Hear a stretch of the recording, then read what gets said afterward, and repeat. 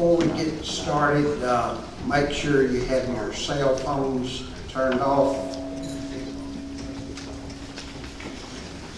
On behalf of the American Legion, Potter Henry Lowry Post, and Unit 72, I want to welcome you to this program of service and remembrance.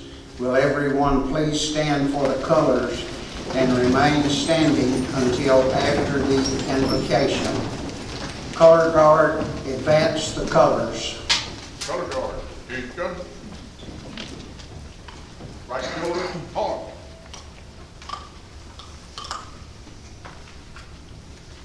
Forward, forward. Hand salute.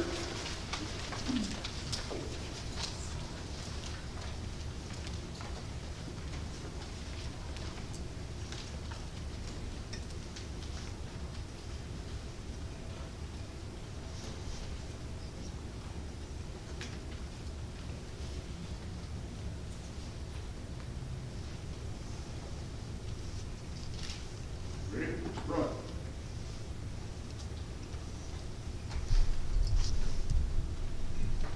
Two. At this time, Mark Garrett will sing the national anthem and lead us in God Bless America.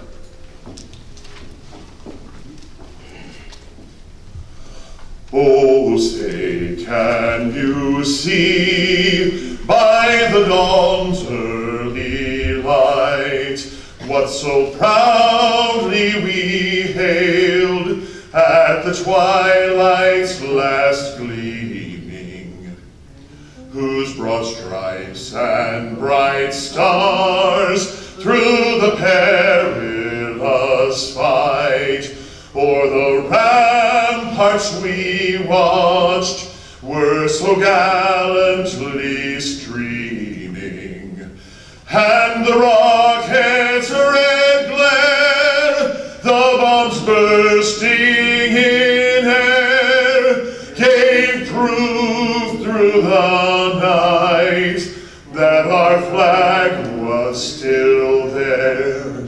Oh, say does that star-spangled banner yet wave o'er the land of the free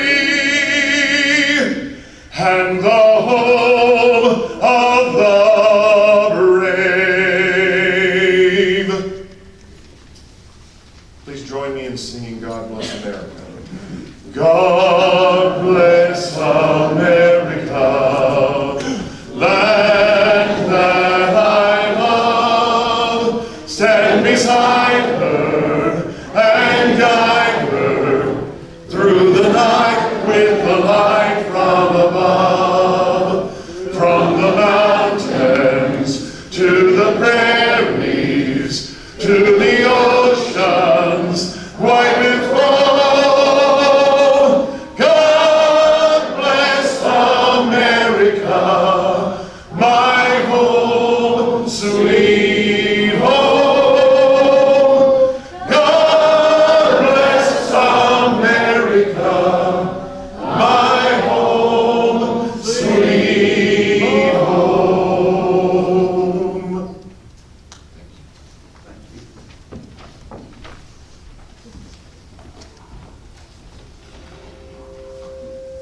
The New Haven Center for Special Needs Adults will lead us in the Pledge of Allegiance. Attention, salute, and pledge. I pledge allegiance to the flag of the United States of America and to the republic for which it stands, one nation, under God, indivisible, with liberty and justice for all. Color guard, post the colors.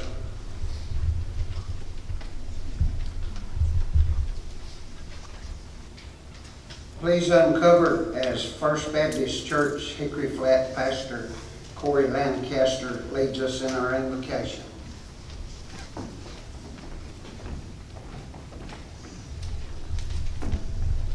If you'll pray with me.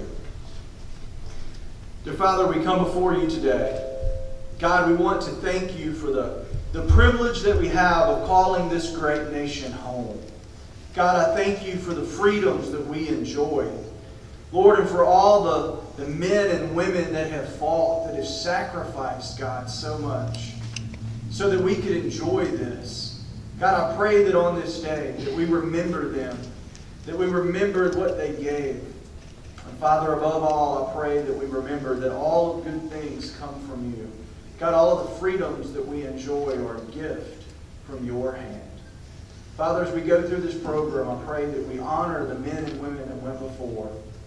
And above all, we remember the sacrifice of Jesus Christ. And it's in His name that we pray. Amen. Amen. Please be seated.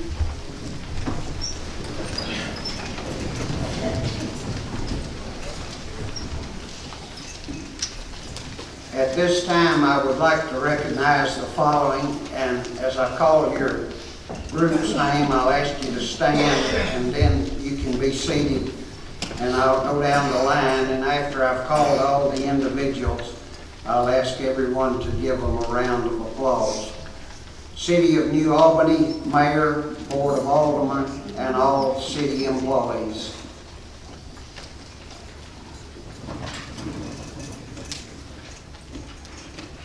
Thank you. Union County Supervisors, elected officials, and employees.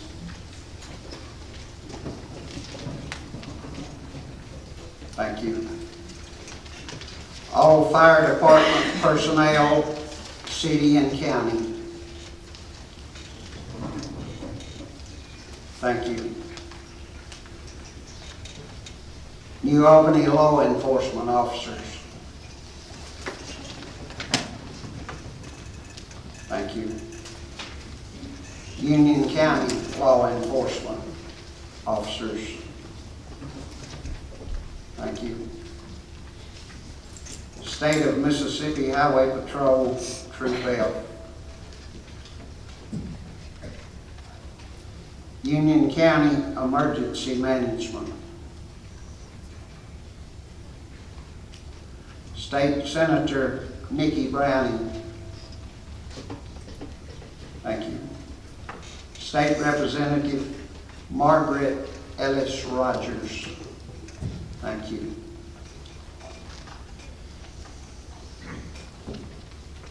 I'd like to give everyone a round of applause.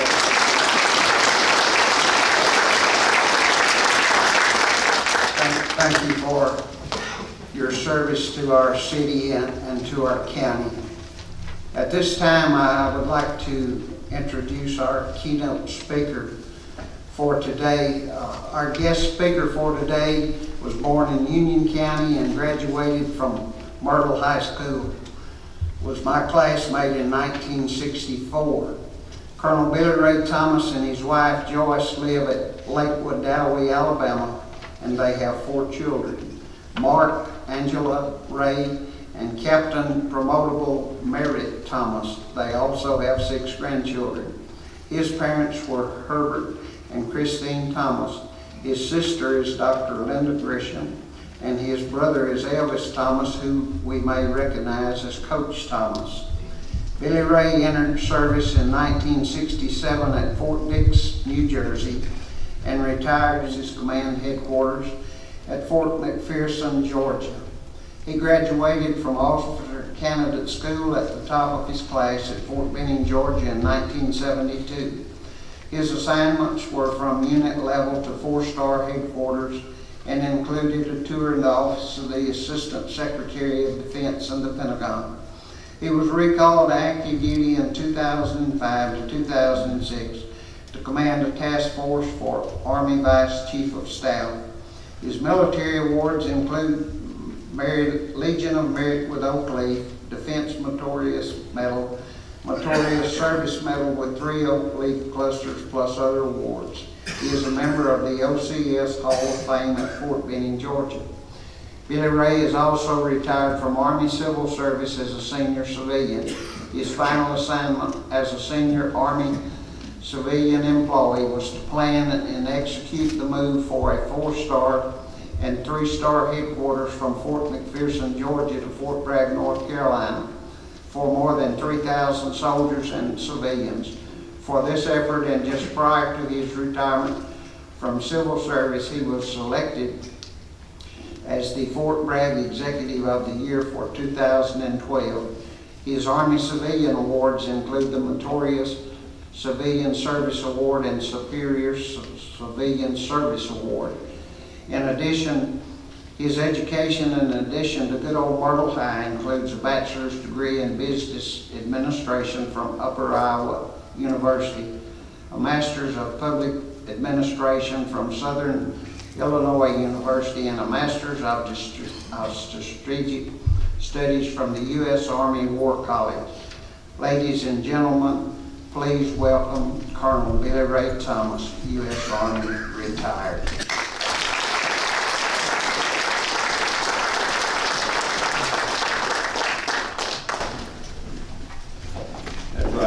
Light isn't really in my eyes. Hey, first of all, I want to say thank you to the Potter Henry Lowry Post for having me here today. It's both an honor and I'm certainly very humbled to be with you here today. And thanks to all of you for coming as well. Last night I had dinner with Joyce and my brother and sister and Linda, Eddie and Steve.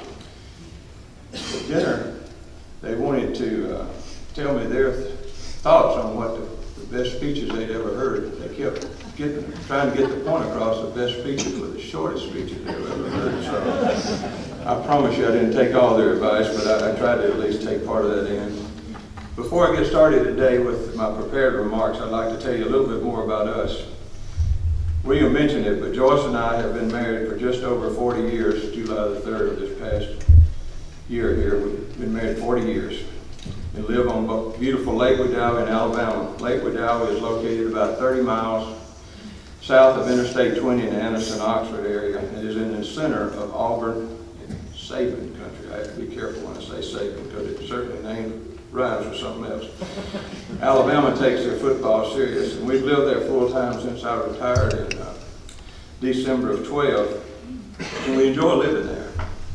But it's some kind of hazardous living in the middle of all those Alabama fans, especially since we have one of only 2 Ole Miss front car tags in the whole county. And Joyce, she likes to hotty-toddy everybody she sees with a logo t-shirt on. And the other Ole Miss tag there belongs to a guy named Chris May, who actually played football at Ole Miss during the 90s. But we enjoy living there. What we really enjoy doing is visiting our family and grandchildren. Whenever possible, our children and grandchildren live in 3 states, none of them Alabama, Georgia, Tennessee, and now most recently Kansas. We also enjoy traveling mostly in the winter, but it gets pretty quiet and cold there on beautiful Lake Wedowee in the wintertime. And we like to spend January on the Gulf Shores down on the coast of Alabama. And I was telling some of the gentlemen here earlier, my favorite American Legion post is in Gulf Shores, Post 44. If you remember the dates Commander Byers read during my introduction, you will note that I've had the pleasure of serving our great country in the uniform of our Army in 5 different decades. I consider this an honor, and that's one that I cherish very closely. I served in all 3 Army components during this career: the Active Army, the Army Reserve, and the Army National Guard, for a total of more than 35 years, beginning in '67 through 2002. In 1 year added 2005 to 2006 as a retiree recall. Some of my more memorable assignments and leaders I've served with, William mentioned, Officer Secretary of Defense and Pentagon. My boss there was Deborah Lee James, who later became Secretary of the Air Force for 5 years under this past administration. I also served at FORSCOM headquarters, which is the headquarters for all the Continental Army divisions in the United States, commanded by 4-star General. Some of my bosses there were General Schwartz, General Ellis, General McNeil, and my favorite was General Mondo Kimball.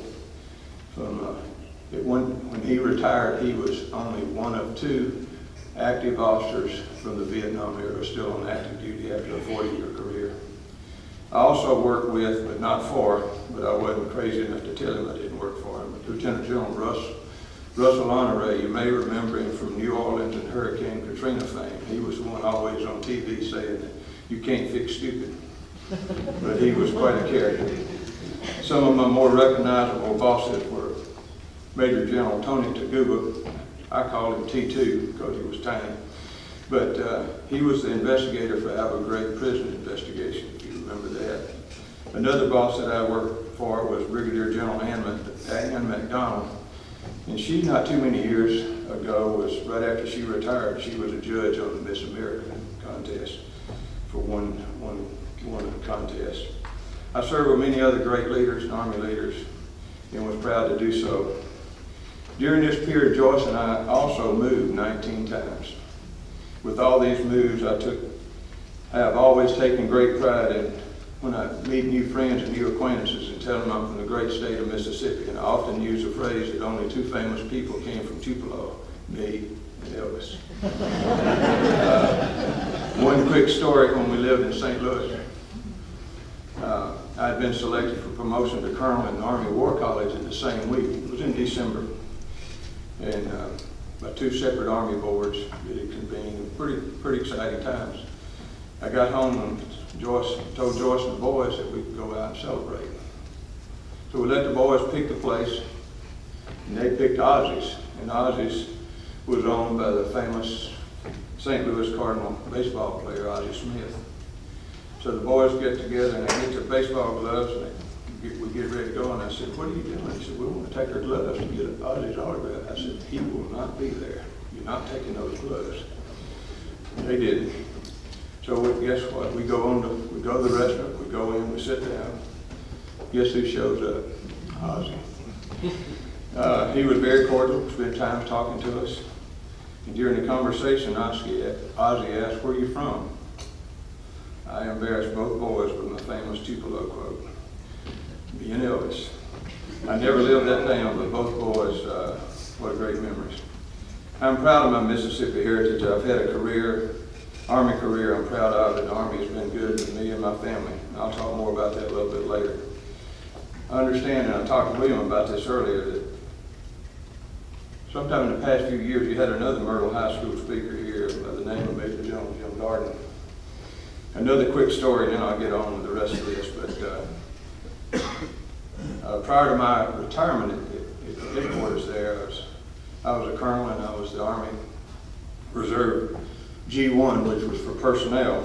And after a staff meeting, a 3-star general asked me who I would pick to fill a 2-star deputy command position that had just become vacant. And on short notice, I did not hesitate, quickly recommended General Darden. He agreed, and Jim was brought on active duty as a deputy commander there at the headquarters for quite some time. At that time, we had 2 more Mississippi natives in the headquarters, Ken Williamson of Grenada, Mississippi.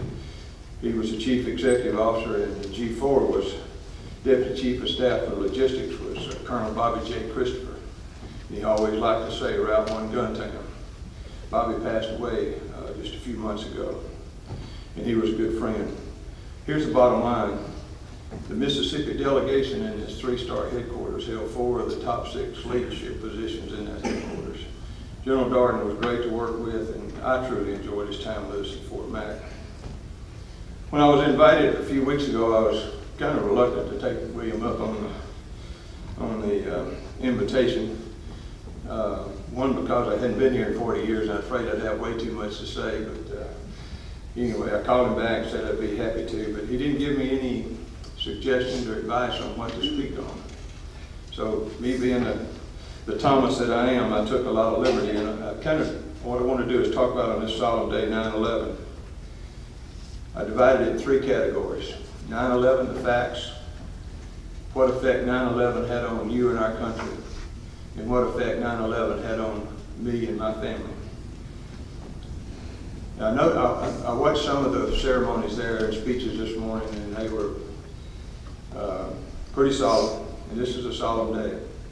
17 years after the terror attack, September 11th, Americans still mourn the human loss on that day, but also reading from the many measures put in place after that terrible and horrific attack.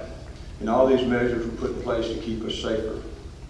The identity of the United States changed forever on 9/11, just as it did 60 years earlier after the unprovoked bombing of Pearl Harbor. The changes have touched all aspects of our society, from security and transportation to immigration and religious tolerance.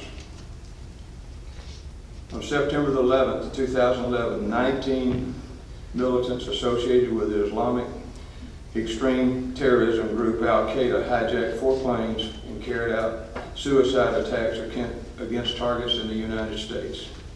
2 planes were flown into the Twin Tower in the World Trade Center in New York City.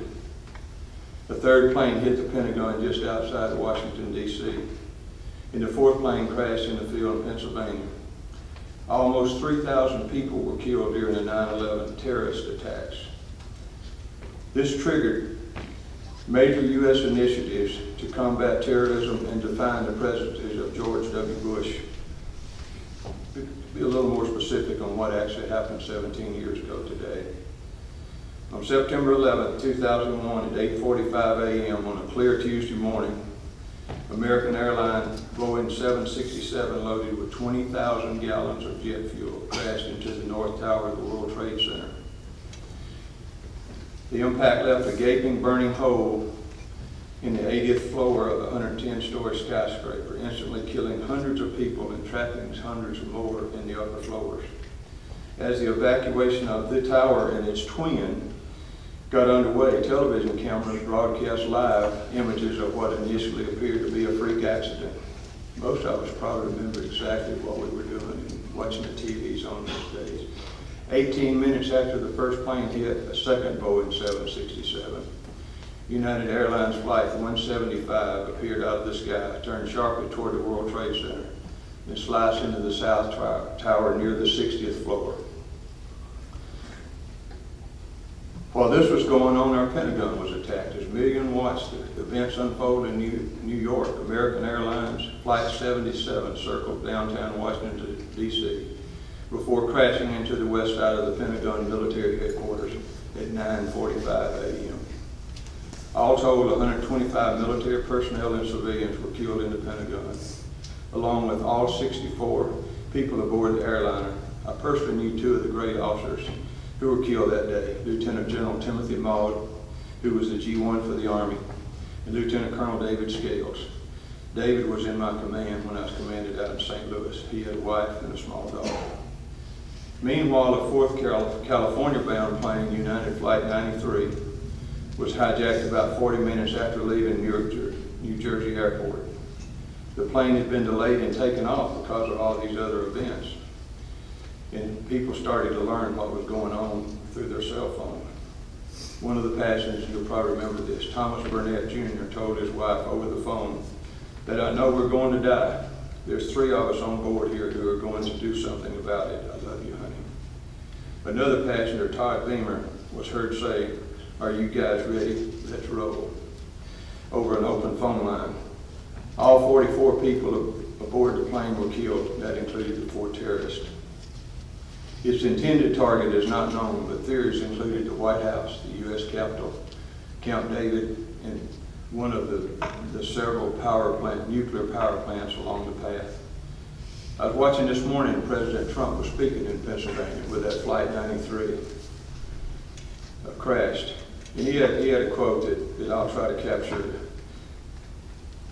He said, "The passengers entered the plane as strangers on that day, but they entered eternity linked together as heroes." I thought that was pretty appropriate.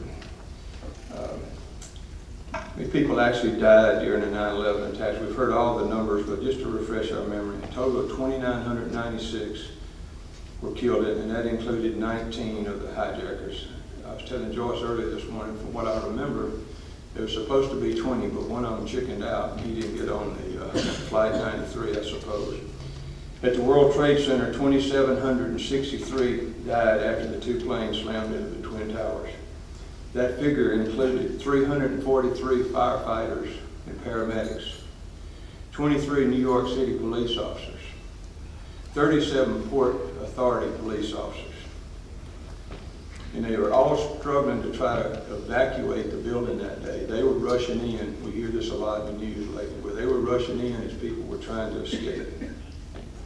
And we fail to realize just how much these people, the policemen, the firefighters, the paramedics do for us each and every day. At the Pentagon, 189 people were killed, including 64 on American Airlines Flight 77. On Flight 93 that we just talked about, 44 people died there. These are the cold, hard facts of what makes this such a sad day. What effect 9/11 had on you and our country? I'll just touch on some of the things that I found have become such an impact on our day-to-day lives, because it continues today. What followed next continues to affect all of us still today in so many ways. I'd like to burn me up, among other things. Many changes came about in our government as we began to try to reshape the many facets of our American lives. Some were temporary, but most became permanent. Our vocabulary grew as a result of what happened on that day, 9/11 being one of those. Others included Al-Qaeda, the Taliban, Ground Zero, radical extreme terrorism, anthrax, and the axis of evil. Before I go any further, though, I got to make a full disclosure. I do watch a lot of Fox News. And I don't think he's here today, but Bill Rutledge is my favorite lawyer, too. Fred second, though, I got to admit. I have another one here. Anyway, after the terror attack, Congress voted to go to war with Afghanistan in 2001 and Iraq in 2003. Hundreds of thousands of American men and women have gone to war. I was at Fort Leavenworth, Kansas, visiting our son and his wife and our granddaughters a few weeks ago, and I went to the Ike Skelton Research Library there on post to do some research of casualty data. I want to tie it a little bit closer to this group here. 2,384 servicemen and women died during Operation Enduring Freedom in Afghanistan. 4,424 died during Operation Iraqi Freedom. Mississippi active duty deaths from both those wars was 73 active duty deaths. Mississippi National Guard and Mississippi Army Reserve deaths was 17. Also, more than 500, and I think the actual number was 542, Mississippi warriors were wounded as a result of both these wars. These two wars created a veterans population of 3.3 million, about half the size of the Vietnam veteran population, which was 6.7 million. But moreover, there's 970,000 veterans from Iraq and Afghanistan to have some degree of recognizable disability as a result of the wars. Other things that happened immediately after 9/11, and one we probably recognize the quickest, perhaps the most immediate and obvious change after the attacks, took place at the U.S. airports. Congress federalized airport security by passing the Aviation Transportation Security Act, which created a TSA. Most of us can relate to what this change meant in so many ways all across our country. 100% screening and 100% IDs required. Cockpit doors, toothpaste, shoes, carry-on bags, the list goes on, but air travel was affected. But I think the bottom line is proven to be we do have safer air travel because of all those policies implemented. The government continued to change and changed rather quickly. Past 6 weeks after the attacks, the U.S. Patriot Act was created to strengthen domestic security and broaden the powers of law enforcement agencies with regard to identifying and stopping terrorists. The act gave the government unprecedented power to identify, access, and detain immigrants, while allowing law enforcement officers to search homes and businesses. The FBI the freedom to search telephone, email, and financial records without a court order. Security experts argue the Patriot Act has given the United States the ability to stop terrorist attacks by gaining information.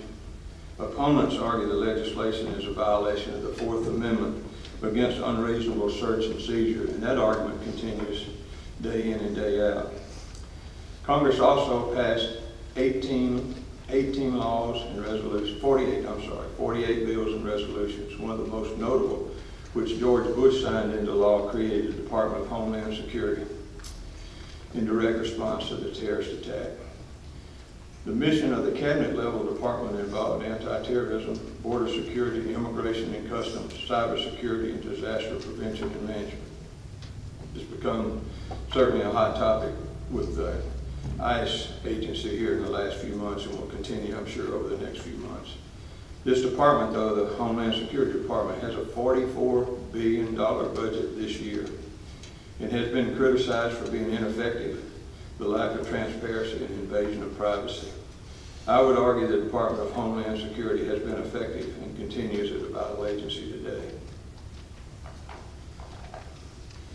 Another impact that happened because of the terrorist attack is fear of terrorism attacks developed around the United States. Law enforcement began acquiring military-style weapons, vehicles, and equipment. The militarization of law enforcement has become a concern for people that feel police have gone from serving and protecting communities to occupying communities. The previous administration stopped the military from transferring equipment to law enforcement, but President Trump has allowed the transfer to resume. The attack of 9/11 by Islamic extremists has resulted also in a distrust of Muslims around the United States. The national debt in the United States was $5.7 trillion on the day of the terrorist attack. 17 years and 2 wars later, the national debt ballooned to $21.4 trillion.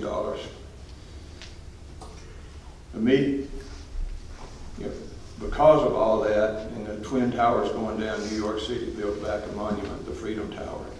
It's a 104-story building, and it opened in 2014. Haven't been there, but it's a beautiful structure. I saw pictures of it this morning. Built also on that site where the Twin Towers fell, the September 11 Memorial, a tribute in remembrance of all the 3,000 that died. There's 2 reflecting pools that sit within the footprint of the Twin Tower. And the names of every person who died in 2001 and the 1993 World Trade Center attacks are inscribed in bronze plates all the way around those pools. The mastermind behind the 9/11 attack, Osama bin Laden, became the most wanted man by the United States after 9/11. Intelligence agencies sought information from all over the world in an attempt to find and kill bin Laden. After nearly 10 years, bin Laden was located in a compound in Pakistan. On May 2nd, 2011, SEAL Team 6 conducted a raid and killed bin Laden. 9/11 was not our last terrorist attack, but it was certainly the most devastating. Just as a reminder, all the security measures, all the new laws, everything we put in place didn't stop it, and they've continued. Just to refresh our memory, let me mention a few, and it's just a few, there's a long list. 1 June of 2009, recruiting station in Little Rock. 5 November 2009, Adel Hassan, Fort Hood. If you remember, he went in and it was labeled workplace violence at the time, but it was a terrorist attack. He's currently on death row at good old Fort Leavenworth awaiting execution, if you failed to keep up with that over the last few years. April 15, 2013, Boston Marathon, two terrorist brothers and a bomb. 15 December 2015, a government Christmas party in California. 31 October 2017, one of the more recent ones, a rental truck, New York City. All of these are certainly terrorist attacks and have been proven out over time. The real question is, what will be next? Let me just switch to my third category here, and how 9/11 affected Joyce and I and our family. First of all, on that day, and I remember exactly, I was in the office and people said, turn your TV on. And we started watching it, but immediately, that day forward, my work schedule changed. I went, as a lot of people here have. 7 days a week, 12 hours plus every day for more than 6 months. Obviously, it made for some very long work weeks. I was the deputy G1 of the staff, which I mentioned earlier, with personnel at the 3-star headquarters, and my job was to get all the units ready as we started to prepare to go to the war.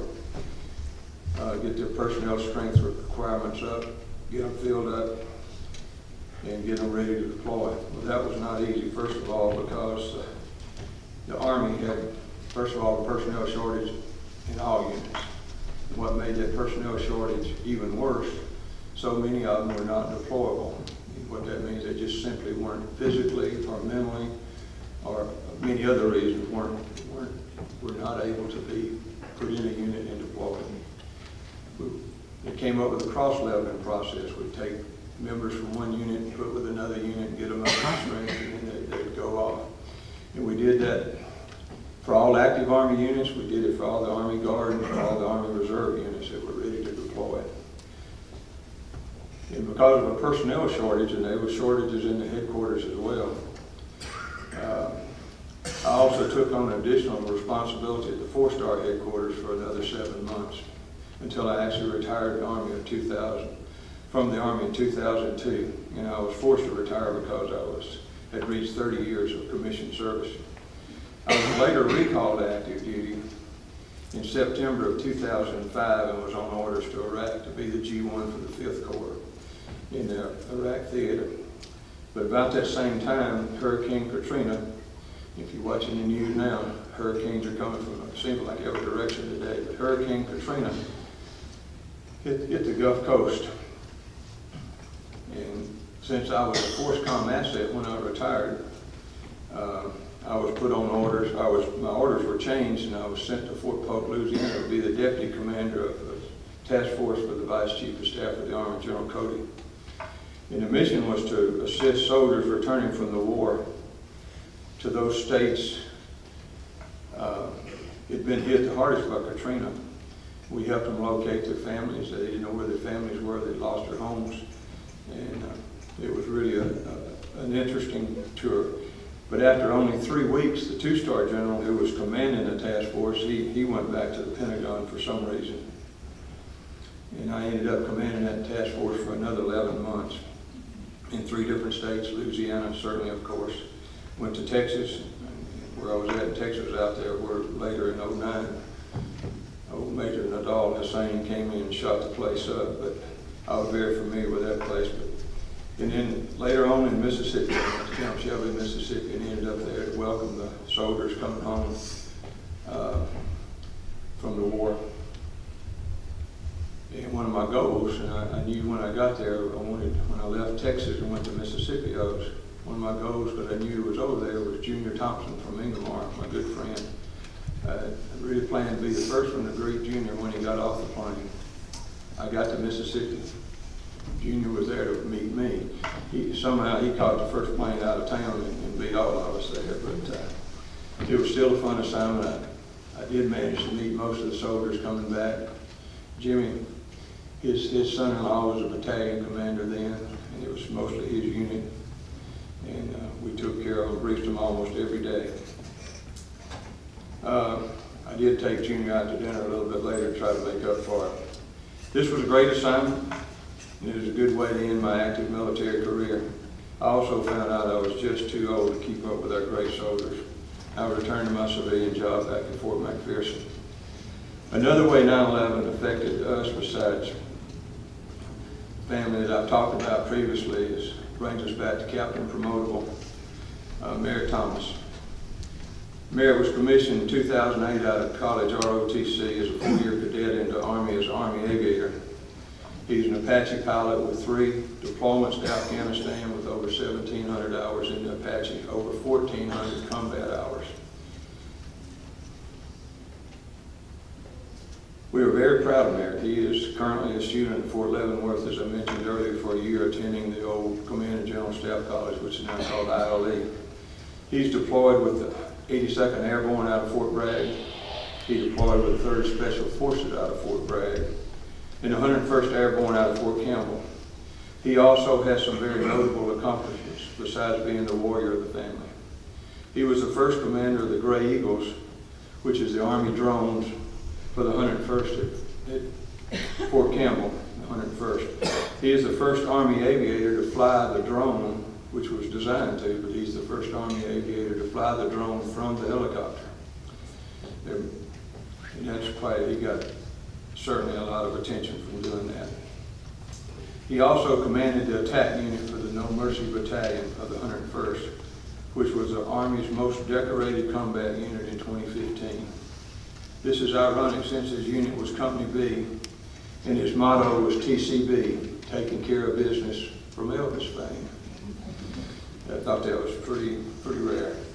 Before Merit PCS from Fort Campbell, the 101st, good old Elvis, which was a cardboard cutout that went on every Apache ride combat mission in theater. Good old Elvis, cardboard Elvis, took another Apache ride down to the Tupelo Elvis Museum. I think he flew over Merlin Neck Trail on the way, maybe put on a couple of trick stunts there, but it was all approved by the leadership of the 101st. Today we remember the 3,000 men and women and children lost in the attacks of 9/11. We honor more than 6,000 service members who have given their lives in Afghanistan and Iraq, as well as the tens of thousands of wounded warriors and the Gold Star families of our fallen heroes. How we remember that day is a mark of resilient American spirit. We honor and remember those lost, but we also recognize that on that day, a day that once held no special meaning to us, our country and a generation of Americans were changed in an instant. On September the 11th, a vast and sweeping change occurred across our great nation that was punctuated by profound fear and loss. It is now the day that's forever in our memories. The storm that rained down terror on our shoulders was designed to replace freedom with fear, but it bolstered our resolve and became a defining moment in what would become, in my opinion, the next great generation. In closing, I'd like to make these personal observations based on my 35 years plus military service and frequent contact with our active Army soldiers through Merit and his fellow soldiers. World War II produced what was called the greatest generation. I strongly believe the next great generation is serving today. Their sacrifices and their extraordinary dedication and courage are beyond remarkable. Just as Pearl Harbor in World War II defined a generation destined for greatness, so have the events of 9/11 and the wars in Iraq and Afghanistan. Despite the enormous strain of 17 years of continuous operations, all of our all-volunteer military remains as strong as it's ever been, thanks to the commitment and character of the 9/11 generation. We have the best trained, the best led, the best equipped fighting force in the history. I am convinced the United States will maintain our military superiority so that our troops can meet any mission and so we can keep America safe. Thanks for having me here today. May God bless you. May God bless America.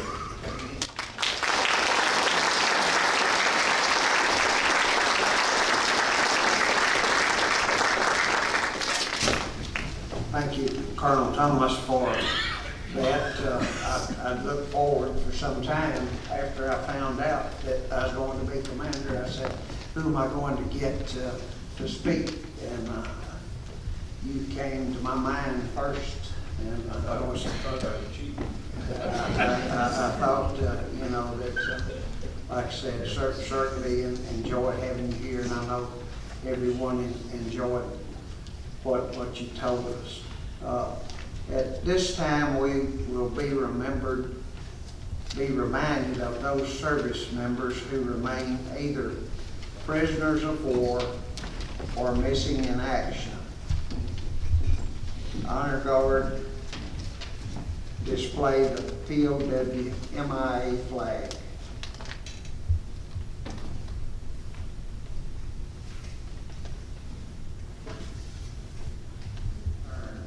I would like to call your attention to the POW MIA flag.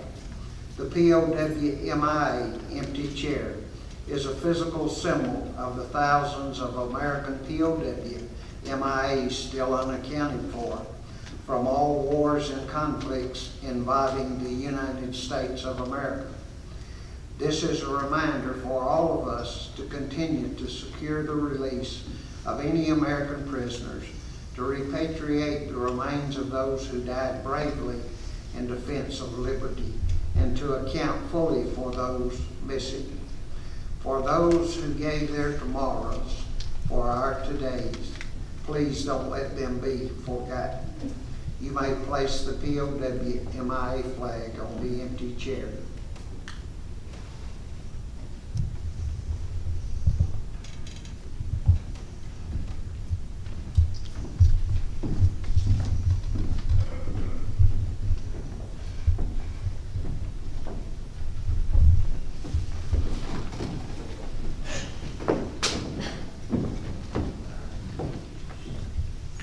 As we honor those who gave their lives in service to the United States of America, let us also not forget those veterans who served in times of peace, those who were held as prisoners of war, those who remain missing in action, those who survived the horrors of combat, and those who proudly serve in our armed forces today.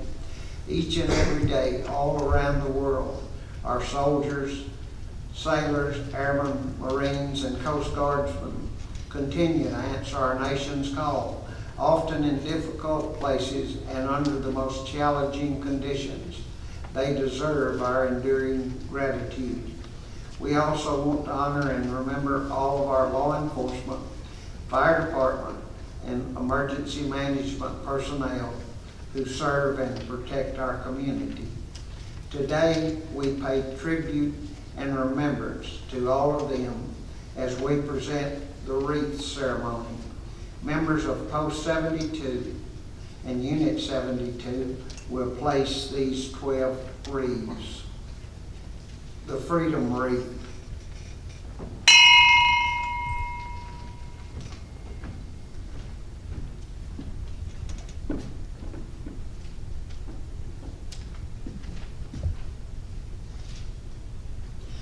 From the Revolutionary War until the present day, over 33 million men and women have put on their uniforms and served this country in the military, either here at home or abroad. Of that number, over 1,300,000 paid the supreme sacrifice. There are 126 of those names on the Union County War Memorial Monument across the street. The American Revolutionary War.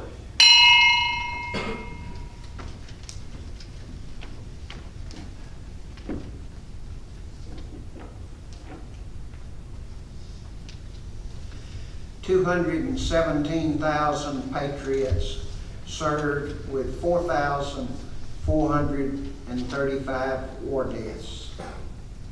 The War of 1812.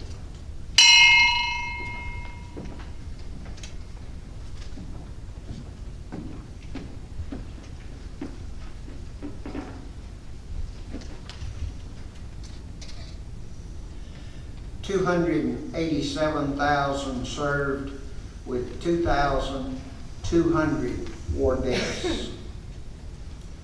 The U.S.-Mexican War of 1846 through 1848.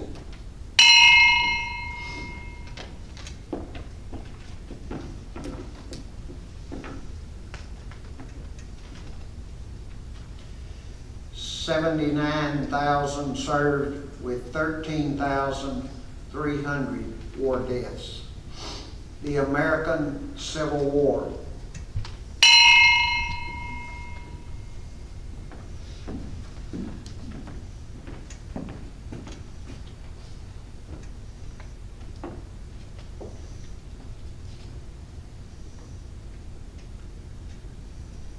$3 1/3 million served with 618,000 war deaths, North and South combined. The Spanish-American War.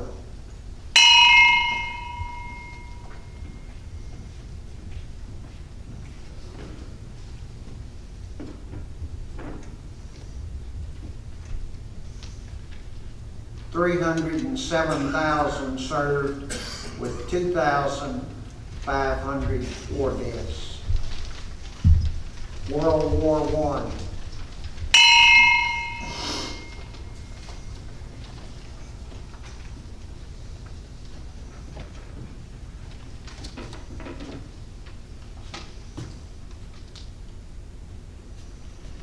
4.75 million served with 117,000 war deaths.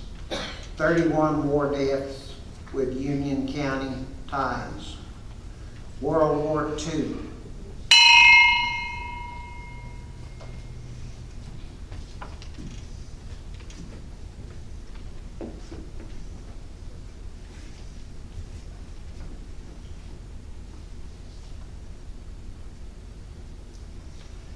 $16.1 million served with 405,400 war deaths. 77 war deaths with Union County ties. The Korean War.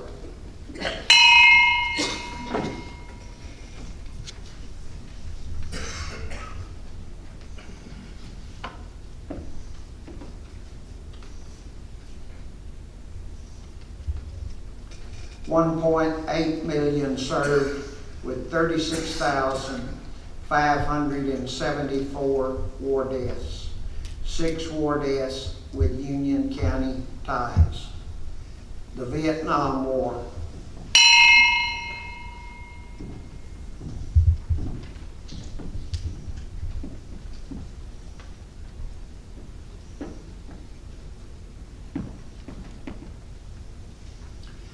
$3.4 million served with 58,220 war deaths.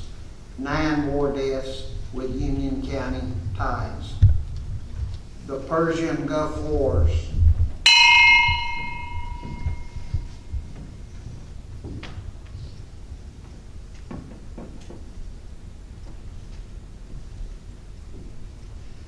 $700,000 served with 383 war deaths.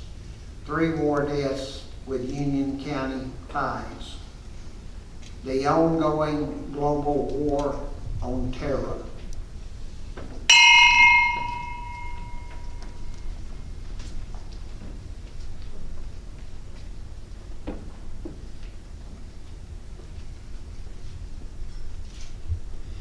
$2.5 million have served with over 7,004. As you can see, freedom is not free. A high price must be paid to maintain it. President Harry S. Truman once said, "Our debt to the heroic men and valiant women in the service of our country can never be repaid. They have earned our undying gratitude. America will never forget their sacrifices."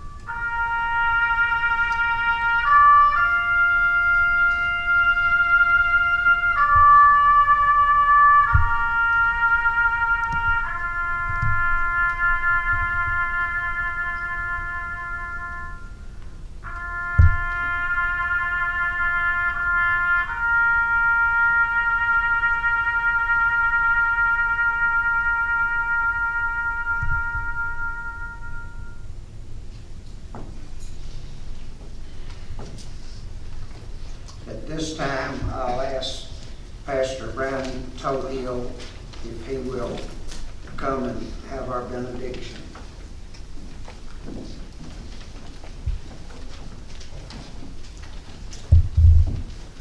May we pray together.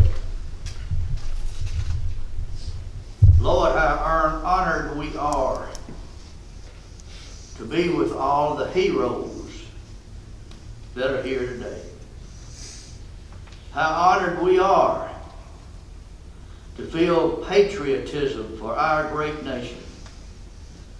To hear one of our own from our own county, Colonel Thomas, be our speaker today. Lord, we're just grateful for all these men who serve with honor for America, for Mississippi, and for Union County. Lord, may you protect these law enforcement officers who risk their lives every day for our safety.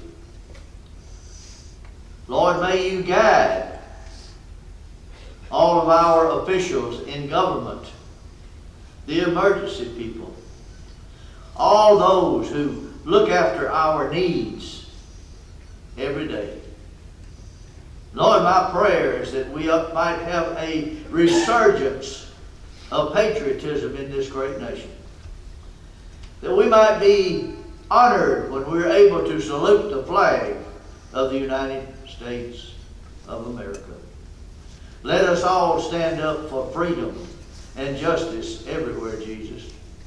And we pray that most of all we would put back into our category that we are one nation under God, indivisible, with liberty and justice for all. Lord, may we all become one people, working for one great purpose. Not only to serve you and honor you, but to serve and to honor our great nation. And may I close by saying, God bless America. Amen. Amen.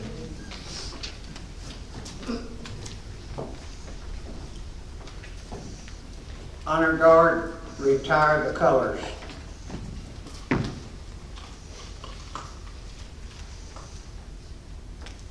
Forward, march.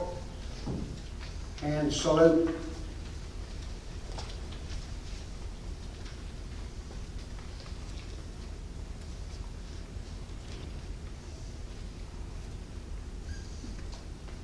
Two. This concludes the program. Thank you for your attendance and support. You are dismissed.